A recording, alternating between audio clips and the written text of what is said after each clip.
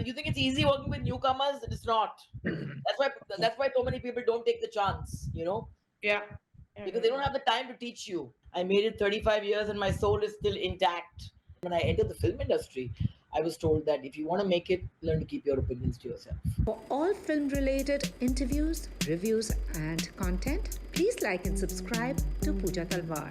You can also follow me on Twitter and on. Well, Big Girls Don't Cry. I absolutely love the show. As I said, took me back in time, St. Clair's, Mallory Tars. I don't think this generation has read those books, but Pooja and me have, because we belong to the 70s club. Yeah, and I didn't go to boarding school, you see, so I had to read those books because I felt deprived, so I had to vicariously live through those books. So I went to a glorious school in Bombay, but I didn't go to boarding school, unfortunately.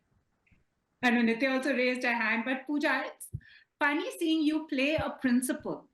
Back in the day, you were 16. Your young charges are what? You were already working. Literally, you had been thrown to the wolves, as they say. Find around in the big bad world of showbiz. If the principal you was to now meet the 16-year-old Pooja, what would that encounter be like, though? Exactly like Anita and Diaz. No difference, same. Ironically, that was my first day of shooting, where Nitya threw me in the deep end and threw Akshita into the deep end and said, "Now come on, the two of you. Now you have to do this thing. You have to snip her hair off." And I'm like, what? What? It would have been that. Dia was me, and I was playing my principal. Like it would have been the same. I don't know why I thought that you would be the cool Princey, because you were the rebel with a cause back in the day, a trendsetter, sprightly curls, high jeans, saying what she thought. And I used to have this. My hair was always coming into my eyes. They used to always take my hand. They used to pin it back like that, So that used to torture me. Pooja would be like the cool principal. Is like, "Chao, jilo apni zindagi, jo karna hai kar lo." Yeah, well, finally, that's what Anita actually even does. I mean, her walking away in the end is more eloquent than a long. You just step back. There are times when an elder has to step back and just let it go. But I think if it was flipped, it would have been me. I would have been Dia, and the Anita would have been Anita. Yeah. But Nitya and Sudhanshu, it's really interesting, as I also said, that we've never seen these narratives. It was these books, and you lived through these books and these characters. You had that odd parent trap, but usually it was always, whether it's a Dead Poets Society, it's always the boys' club. The boys were having fun. So I know it's also this generation. I mean, Sudhanshu, hats off. Get it? You're dealing with young girls. Young girls and young boys are the issues could be a little similar, but they think very differently. What was it like? I mean, the 17-year-olds now are very different from the 17-year-olds that Pooja and me were, and you were too.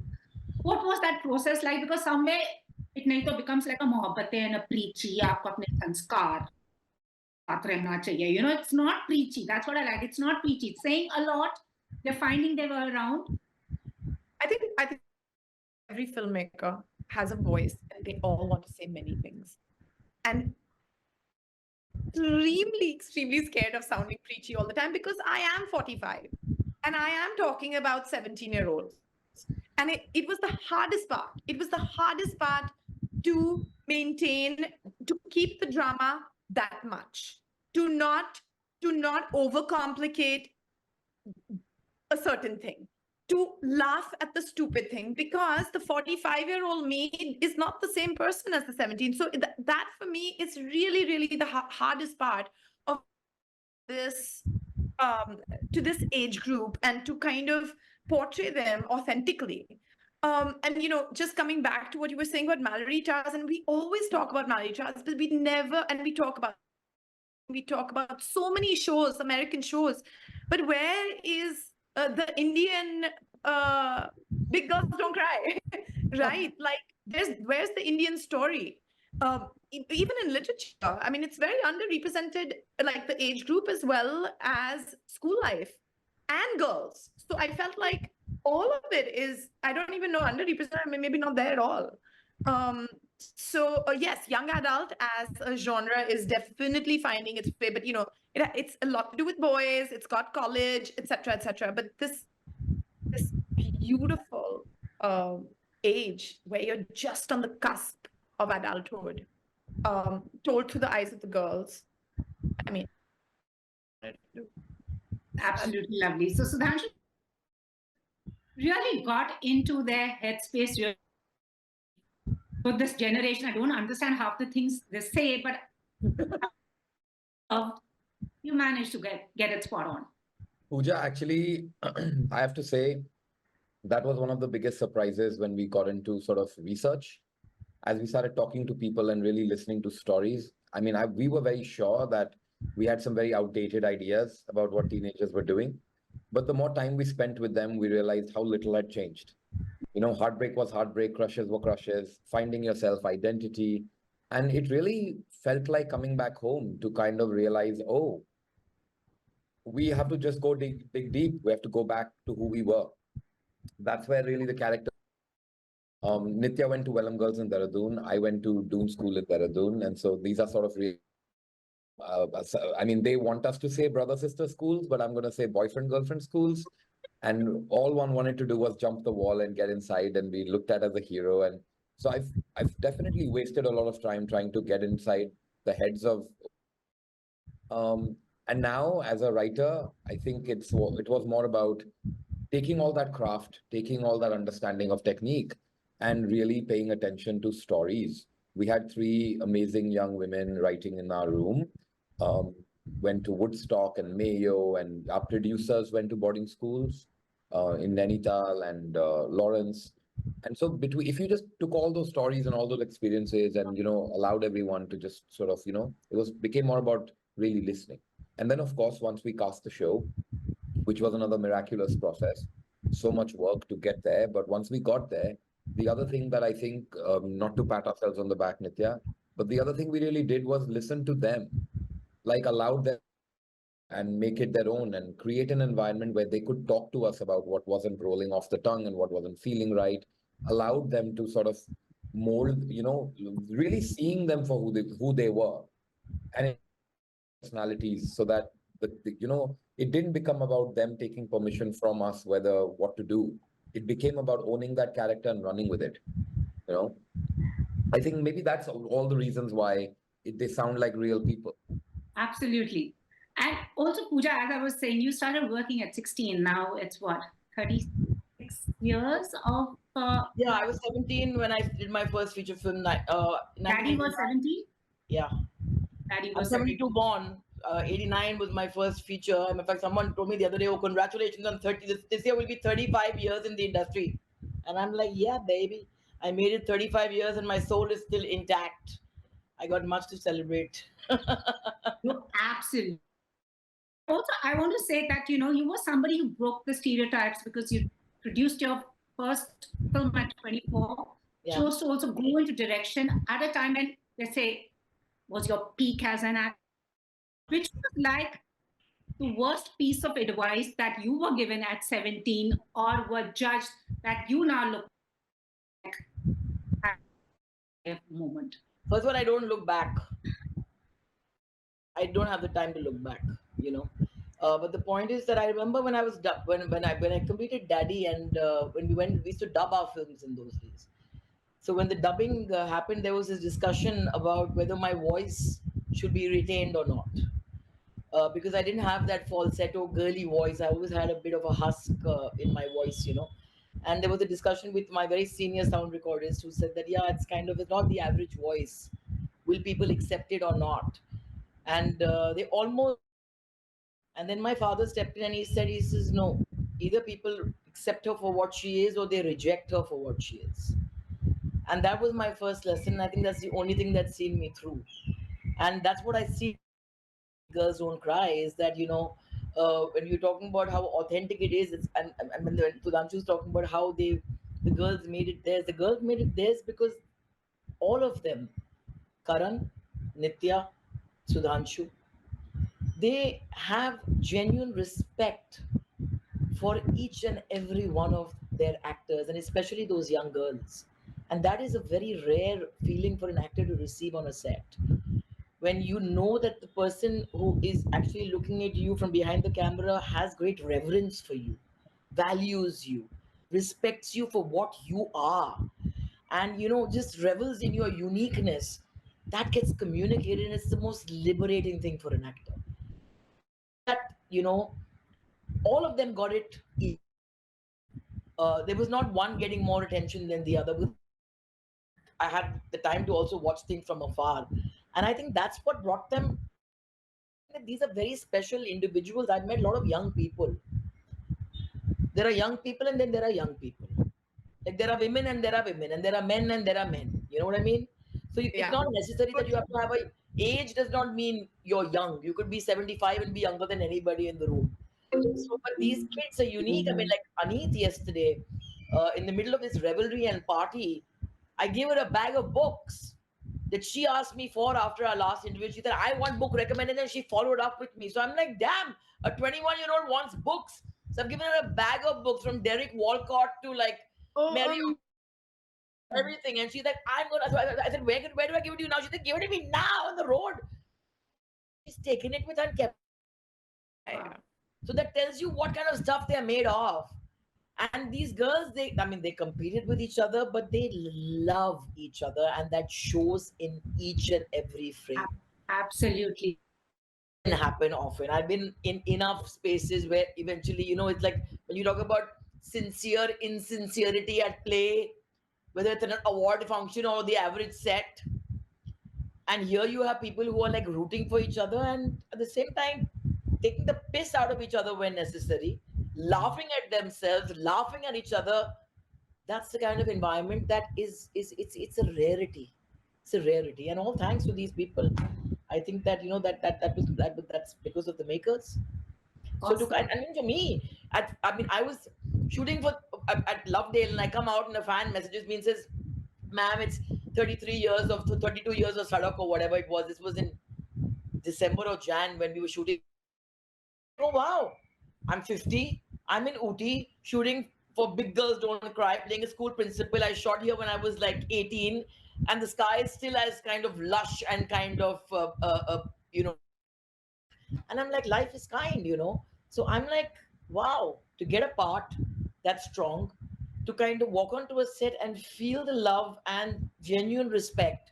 What more can you ask for? Yeah? Absolutely. So well said. And I know our generation has this constant, I mean, Nitya, maybe for you also to be relevant. And I know what Pooja said in an earlier interview, it's just a lot of BS because it'll come to you. I mean, you need to go with the times, but it's not that I have to like suddenly look like a 15-year-old too. No, you absolutely not. And that's what's so refreshing. I think I wouldn't be back here if it wasn't for that script coming from Alamkrita, where it was written there, 48, first shot.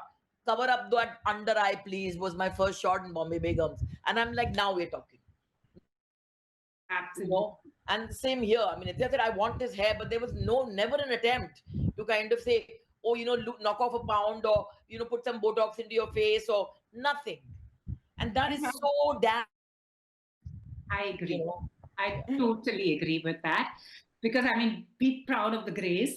And also, Nitya and Pooja, all of you, is also the gender lines I feel are blurring now, but have those one of female led, girls led.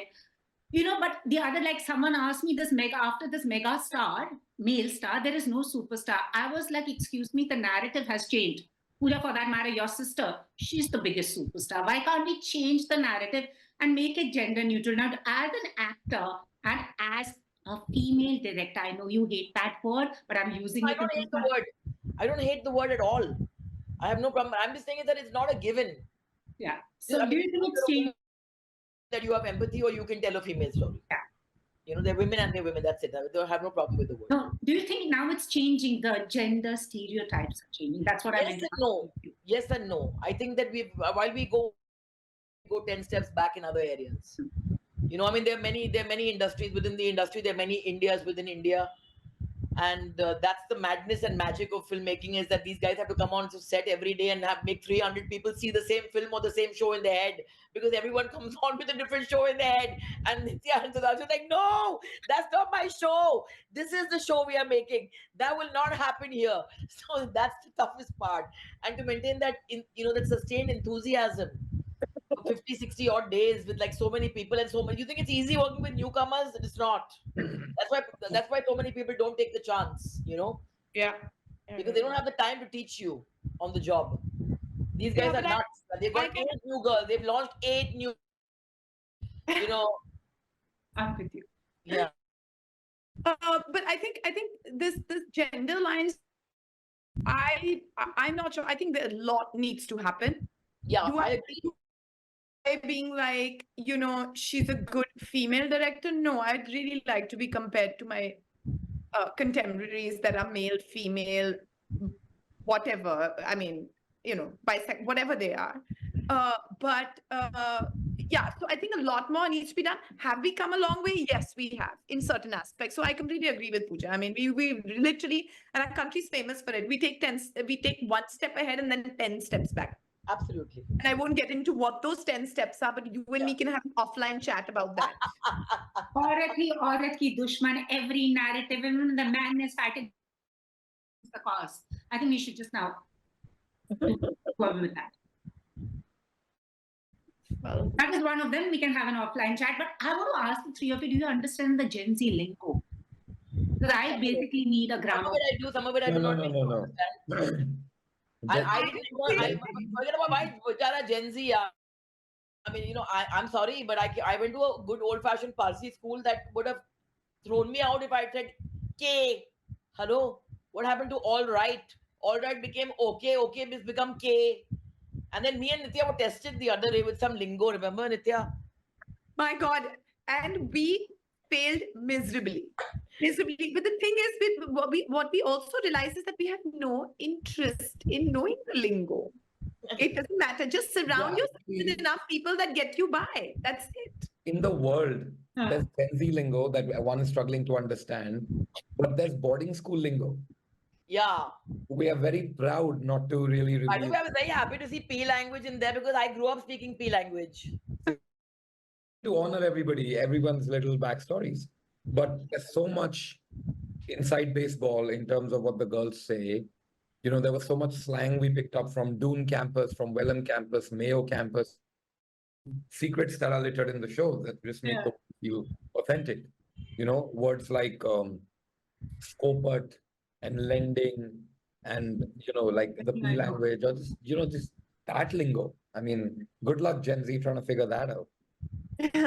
Even send them messages in SMS format. Yeah, there was an essay written in a British school in SMS format. So, I mean, I think that's the time we're living in. Wow. You'll soon get scripts also written in SMS format. Yeah, but those are In those not days, stories we're going to be telling now. But if I was to take you all back in time, quickly as we wrap up, which was your biggest struggle and fear as a 17-year-old? And which was the best advice that you took? My biggest fear was I wouldn't be accepted for who I was. In whatever that was at the day, whether it was what I was trying to study or whether it was who what family I was born into or how my parents dressed or how much money we had or,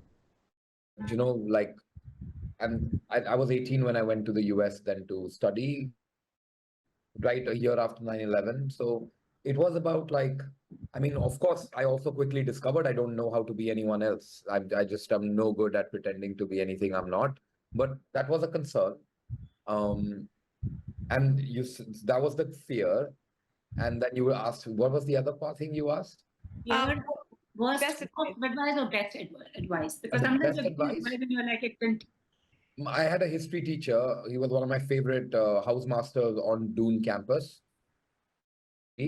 And, I was having a particularly terrible year where I was trying to be the coolest man on the campus. And he told me, listen to me, you're all alone. And I was like, what? And he's like, no one looking over your shoulder. You can be whatever you want. Just take responsibility for it. No one's chasing after you. There's no one coming to catch you. There's no one going to fix it. And it just was such like a earth-shattering conversation, because it really made me want to think about, what do I want? Where do I want to go? And so in many ways, there's a bit of me I see in all these girls, but that was my Diya moment, I would say. Yeah. Like, what do you want to be, man? Holy shit. Like, it's not about provoking people and, breaking things. Like, what do you want? All of us know what we want, actually. You're still figuring out. Yeah. Yeah, we'll keep it. I think I'm just going to talk about school, because that's just the everything changed, like literally the year that I shifted from school. But I think I honestly, it's going to sound, feared authority. I really did. I feared teachers. I feared failing, and it was awful, because I would drive myself crazy to be like, I got to do this. I got to do this. And I think the best thing that I got out of school from my teachers, some of them, was like, nothing is impossible. Nothing. And they constantly did that with us, with this all girls school. They just kept patting us, being like, but nothing's impossible. Wow. And yeah. You just, so yeah, Pooja, you were, already like giving us hits and super hits at the time when many of us were slaving in college. That's crazy. Well, I mean, I went through school, and I think in school for me, one time, that strangely comes back to me now. I remember my teacher's name also, Mrs. Dadlani, and the Wimbledon had just happened, and that's when Boris Becker had just burst into everyone's kind of mind and heart space. Oh, I loved him. And like we were all told, okay, now we must have a talk about Wimbledon. So the girls got up and they were saying, oh, and it was so, what this thing was lovely, and they would give, all the polished kind of standard whatever. And then finally Mrs. Dadlani got up and she was like, you know what, this is getting a bit much, come on Bhatt, say something. And I was like, Boris Becker is so cute. And I think that was playing on everyone's mind, but nobody said it. And my teacher, I remember, threw her head back and laughed, and she said, finally somebody speaking what is in the heart, but everyone, you all are there not saying, he said it. And I kind of felt empowered to say that, you know what, actually the elephant in the room is everyone's elephant. So when you name it, then it actually works as a kind of a relief for everybody else. So I didn't hold back after that. But then when I entered the film industry, I was told that if you want to make it, learn to keep your opinions to yourself. I didn't take that advice. I'm 52 years old and I'm playing Anita Verma with two brilliant filmmakers who are there on the And I tell you this, that every time she's surrounded by the girls and she's in these interviews and she's saying something, they all look at each other like, that one we need to note. The pearls that are dropping from her mouth. I do that, Nitya. I do that. I'm like, I'm like, ye to boss ki hai yaar. Ye to Pooja boss was ki hai. the trendsetter. When we were trying to find our voice as teenagers, she was on movie covers just saying it. We were like, how cool is she? I mean, the country was going through liberalization. Here we had our little... She got into trouble, but she said it. Whether she got her body painted or was on the cover, but she was just, you were fabulous, Pooja, just be the way you are. I hope as a master, you're not going to be anything like Amita Verma, right? Verma is quite forward in her. I love her. Chalega. She's quite a cat. I quite like Anita Verma. That's the master you're going to be. Yeah. Cool. Thank you so much. That reminded me of the Dirty Dancing song as well. So I'm on my life. Patrick Swayze. Yes. Exactly. Oh. Look at Pooja and me. We should have a little the 70s kids ka club because everyone talks about the 90s kids these days. But guys, thank you so much. Maybe we'll have a season 2. Let's see what happens to the girls, or maybe the newcomers come in. Yeah, of course. I would love to be back in Ooty with these people. So I think that you guys, you must keep this conversation going about season 2. Okay? Yes. I mean, I encourage you to try to talk make about sure we'll get to use a word from that that everyone's obsessed with today, viral. Viral. Season 2 is coming. But guys, thank you so much. Such a pleasure speaking to you. All the very best. Thank you. If you've liked this interview, please like, share, and subscribe. Follow me on Twitter and Instagram.